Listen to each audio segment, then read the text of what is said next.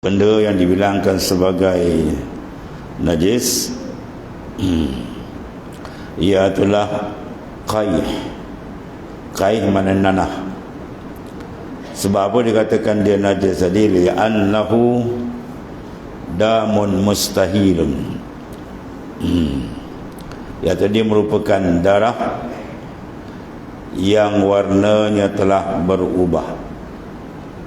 Warna dia telah istihalah, mana telah berubah warna dia. Asal dia darah, batu najis.